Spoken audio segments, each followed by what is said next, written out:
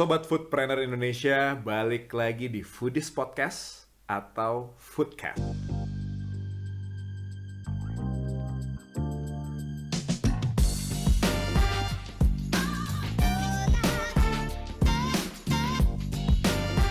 Sekarang kita ngebahas satu hal yang bikin para pebisnis kuliner kadang-kadang paranoid, takut nih. Karena mereka suka berpikir sekali dapet ini, wah udah susah nanti buat dapetin trustnya customer balik. Hal itu adalah bad review. Nah, di era sekarang tuh Kak, semua orang bisa ngomong apa aja kan. Dan semua orang berkesempatan menjadi viral apa yang diomongkan. Gak harus lo jadi artis atau lo jadi influencer. Ya kayak misalnya yang baru-baru ini terjadi gitu. Ada laki-laki ngancurin motor gitu. Itu padahal dia bukan siapa, quote unquote bukan siapa-siapa, tapi sampai level menteri bisa mengomentari gitu, meskipun komentarnya singkat doang gitu. Nah ini kan hal-hal kayak gini tuh bisa kejadian, dan apalagi untuk hal-hal yang negatif nih Kak. Nah gimana sih Kak kalau kita ngomongin secara garis besar dulu, baru nanti kita mungkin masuk ke case tadi atau detailnya. Nah tapi bagaimana penanganan bad review yang paling efektif? Kita ngambil case-nya sosial media dulu deh Kak. Ketika ada yang ngomongin, makanannya gak enak nih, kasih review bintang 1. Udah gitu tempatnya ada lalernya banyak misalnya gitu. Nah itu gimana sih menanganinya Kak? Sebenarnya balik lagi ya, maksudnya kan kalau sosial media atau dunia PR itu kan sebetulnya kita punya kewajiban menyampaikan informasi yang jujur. Jadi kalau bicara tentang PR itu salah satu kewajiban dan yang harus ditepati, yang harus kita pegang itu adalah kejujuran. Kita tidak pernah boleh bohong kepada baik itu konsumen maupun media. Karena sekali kita bohong dan ketahuan habis sudah semuanya kan. Ya, jadi kalau ada bad review sebetulnya kita harus lihat dari sisi mana dulu. Ada beberapa review-review yang mungkin sifatnya selera. Which is itu kan sebetulnya nggak bisa kita atur juga, dan itu bukan bohong. Kan kita punya makanan misalnya gitu kan. Ada orang yang seleranya cocok nih, dia suka, dia bilang wah enak, dia puji-puji. Tapi ada juga orang yang mungkin memang tidak suka, seleranya lain, dia tidak suka makanan kita, dan it's fine. Hanya mungkin yang paling penting adalah berapa banyak gitu. Kalau misalnya dari 10 orang yang bilang makanan kita nggak enak, yang bilang makanan kita nggak enak ada 9, ya mungkin yang salah kita kan. Betul kan? Tapi kalau ke dapur. Iya, tapi kalau misalnya dari 10 orang tiba-tiba yang bilang nggak enak cuma 1, ya mungkin besar kemungkinan dia memang berbeda selera, which is it's fine, totally fine lah pokoknya. Jadi jangan sampai teman-teman foodpreneur juga ngerasa langsung panik gitu kalau ada yang bilang, ini kok harusnya, kalau ada yang pernah nonton film yang kemarin tuh adalah kok ikan terinya kurang teri gitu kan. Itu kan maksudnya ya itu kan dianya aja mungkin, maksudnya ya namanya orang kan kita nggak pernah bisa batasi ya, maksudnya pemikirannya apanya ya, mungkin aja dia punya rasa yang selera yang berbeda, kata saya enak kata dia enggak gitu kan. Jadi nggak totally fine lah, maksudnya itu nggak ada yang salah di situ. Hanya mungkin cara kita menanggapi itu ya kita memang harus sama-sama saling menghargai gitu, bahwa dia sudah komen ya dibilang terima kasih saja gitu kalau di sosial media ya gitu. Jadi buat saya orang yang mau review, orang yang memberikan masukan, kritik atau apapun di sosial media itu mereka adalah sebenarnya mereka adalah permata kita justru. Karena mereka peduli sama kita. Iya gitu, karena orang-orang kan maksud gini, orang-orang untuk komen itu dia butuh effort. Dia butuh mikir gitu kan. Dia butuh mengingat-ingat, dia butuh merangkai kata, bahkan dia butuh buka Instagramnya, buka sosial media, dia butuh ngetik di situ. Jadi buat saya jangan pernah kita merasa bahwa oh ini mah orang nggak penting misalnya gitu. Jangan pernah lupa bahwa semua komen itu penting. Semua informasi yang konsumen mau berikan ke kita, apapun itu bentuknya, apakah itu pujian, apakah itu masukan, bahkan kritik pun sebenarnya harus kita tanggapi dengan baik.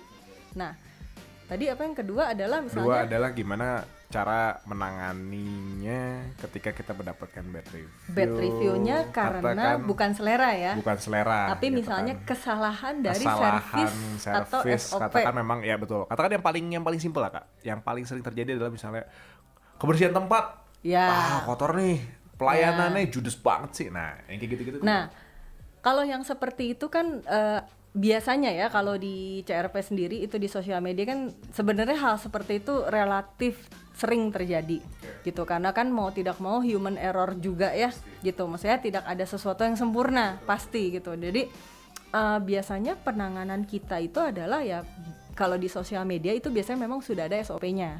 Yang pertama itu yang pasti kita harus kalau misalnya kita melakukan kesalahan, itu kan kesalahan ya sebetulnya ya, kesalahan. Tentunya kita harus minta maaf dulu kepada konsumen. Baru kemudian kita tanyakan detail kejadiannya ada di mana misalnya, atau waktunya kapan, atau misalnya kalau berkaitan dengan makanan misalnya, atau misalnya berkaitan dengan delivery food, itu biasanya kita minta foto struknya bahkan gitu. Jadi yang harus dilakukan itu adalah jadikan konsumen itu merasa dipedulikan oleh kita. Jadi rasa empati kita itu harus sampai ke mereka gitu, bahwa kita peduli terhadap apa yang dia rasakan. Bahkan kalau memang kita melakukan kesalahan, kita harus akui itu. Kita minta maaf, kemudian ya kita bilang, kita akan tawarkan gitu, apakah boleh diganti atau kita ganti dengan voucher. Jadi dia bisa datang dan balik lagi. Tapi poinnya itu adalah mereka ingin didengarkan.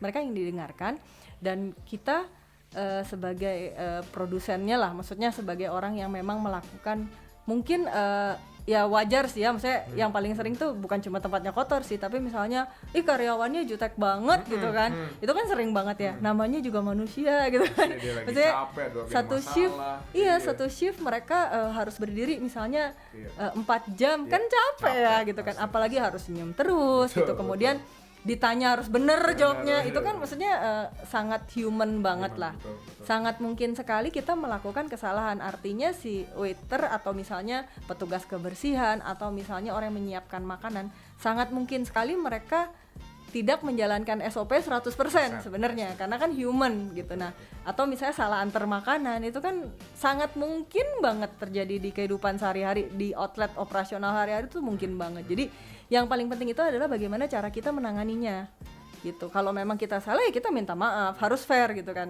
gitu. Kadang-kadang kita nggak salah pun kita tetap minta maaf. Kalau di service gitu ya. Oke, misalnya kalau misalnya konsumennya marah-marah, let's say marah-marah di tempat lagi kan, bukan di sosial media nih. Misalnya dia marah-marah di tempat, kemudian atau misalnya sampai di sosial media pun, kita kan punya CCTV sebetulnya. Itu kan bisa kita cek. CCTV-nya kan, asal kita tahu dia kejadiannya di mana, kemudian di jam berapa gitu. Tapi kan untuk penanganan yang pertama sekali harus kita lakukan itu adalah minta maaf dulu. Jadi dia pokoknya konsumen salah nggak salah, kalau di service itu kita minta maaf dulu. Betul.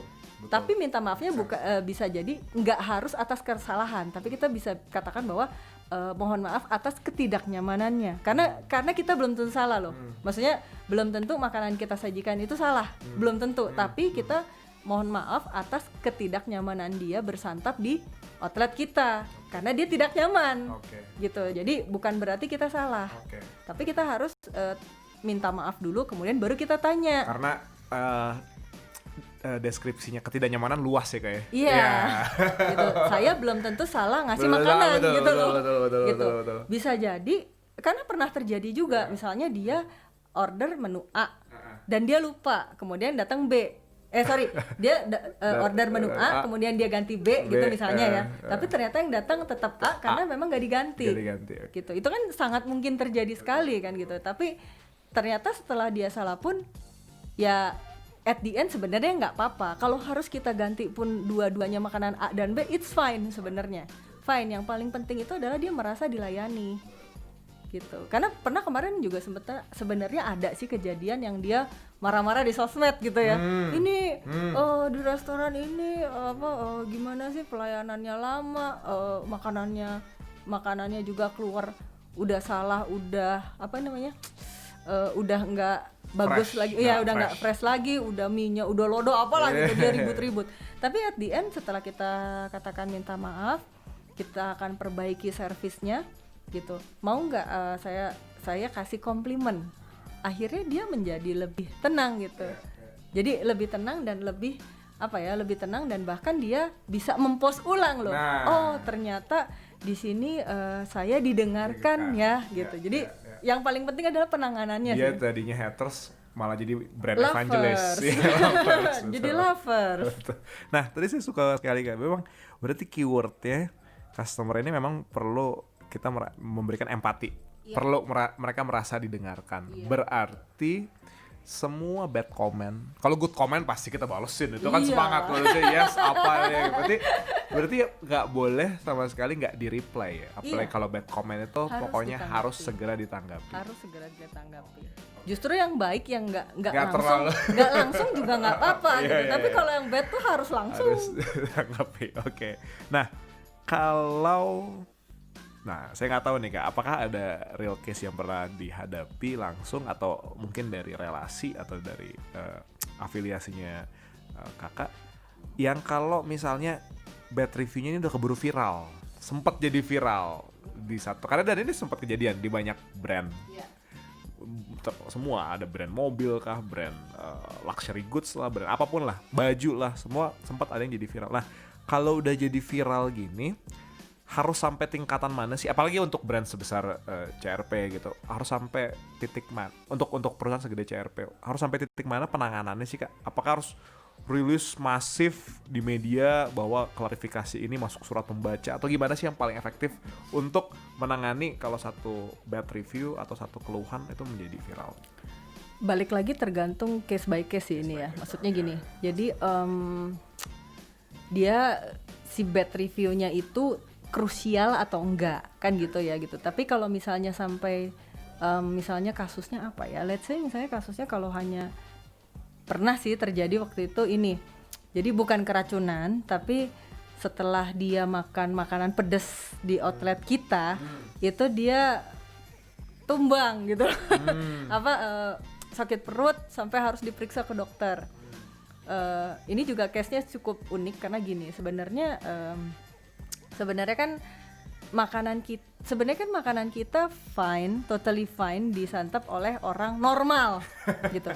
Tapi ketika kita misalnya nih ya, kita punya sakit mah, kemudian udah dalam jangka waktu lama telat makan, terus datang ke outlet kita mesen nasi goreng yang levelnya tinggi, ya itu kan apa ya? Akhirnya dia setelah makan jadi masuk rumah sakit, itu kan maksudnya ya it's happen gitu. Padahal mungkin tanpa makan juga mungkin dia masuk rumah sakit. Enggak, mungkin bukan tanpa makan sih, tapi gini, mungkin dengan memakan produk kita yang pedas itu akhirnya memicu kan, menjadi pamungkasnya gitu, pamungkas akhirnya dia masuk rumah sakit. Betul. Tapi balik lagi yang tadi aku bilang gitu bahwa kita waktu itu menanggapinya dengan tetap kita minta maaf, kemudian kita tunjukkan empati kita, bahkan kita temenin dia sampai ke dokter, sampai kita biayai rumah sakitnya. Kenapa? Karena kita merasa bahwa ini konsumen gitu, walaupun ya maksudnya gini loh, mungkin memang endingnya itu dia menyantap makanan kita gitu kan, dan memang itu adalah faktanya gitu. Jadi kita nggak bisa kita tidak bisa mengatakan bahwa ya lu aja yang apa gitu, tapi ya faktanya setelah dia makan produk kita dia masuk rumah sakit. Tapi memang kan kita harus tarik lagi kan latar belakangnya. Nah, hal-hal seperti ini yang mungkin kalau di PR, kalau terjadi satu